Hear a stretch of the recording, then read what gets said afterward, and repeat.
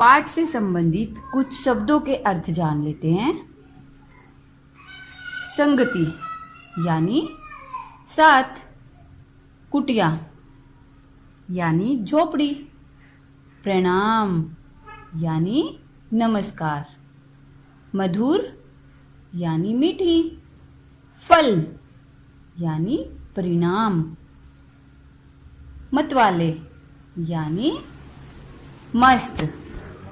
तो बच्चों, अब मैं आपसे कहानी से संबंधित कुछ प्रश्न पूछने जा रही हूँ और आपको उनका उत्तर देना है। मेरा पहला प्रश्न है, राजा घूमने के लिए कहाँ गया? वेरी गुड, जंगल में। दूसरा प्रश्न है, गुफा के पास राजा क्यों नहीं रुका? क्योंकि उसे तोते का व्यवहार बहुत बुरा लगा। अगला प्रश्न है, किसने राजा का आदर सत्कार किया? मेरा उत्तर है सुग्गा नाम के तोते ने। अगला प्रश्न है, इस घटना से राजा ने क्या सीखा? इसका उत्तर है संगति का फल। अच्छी संगति से अच्छा फल और बुरी संगति से बुरा फल। बच्चों, अब हम कुछ ठीक और गलत वाक्यों के बारे में जानेंगे। पहला वाक्य है, गुफा के पास बरगद का पेड़ था। बिल्कुल सही। अगला वाक्य है, पहला तोता राजा को देखकर मीठी आवाज में बोला। नहीं, पहला तोता राजा को देखकर क्या बोला? पकड़ो पकड़ो, मत जाने दो, ऐसा बोल के चिल्लाने लगा ना।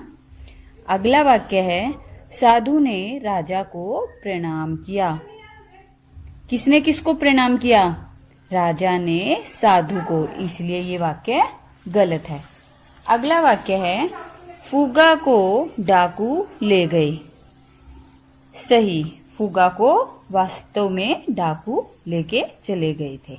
अब है बच्चों, रिक्त स्थान भरो। खाली स्थान आपने भरने हैं। ये कुछ शब्द दिए हुए हैं, आशीर्वाद, आश्रम, स्वभाव, अच्छी संगति, और नीचे कुछ वाक्य हैं। आपने इन वाक्यों को बहुत ध्यान से सुनना है और जो मैं शब्द बोलूंगी उन शब्दों में से आपको देखकर सुनकर बताना है कि किस वाक्य में कौन सा शब्द आएगा। मेरा पहला वाक्य है, खालिस्तान का फल अच्छा होता है। किसका फल अच्छा होता है? अच्छी संगति का। अगला वाक्य है, चलते चलते राजा एक डैश में पहुंचा। किस में पहुंचा राजा? आश्रम में। तीसरा वाक्य है, दोनों तोतों का डैश अलग अलग था। क्या अलग अलग था दोनों तोतों का? स्वभाव।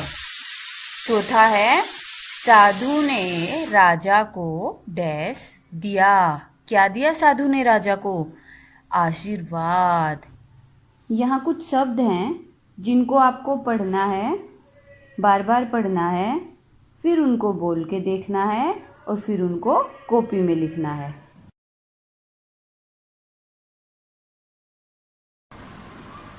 मिलते जुलते शब्द, ऐसे शब्द जो वाक्यों में लय बनाते हैं।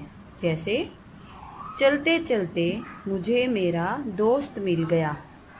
ऐसे ही कुछ और शब्द हैं जो हम अपने आसपास सुनते हैं। जैसे अलग अलग, आना जाना, घूमते घूमते, पकड़ो पकड़ो।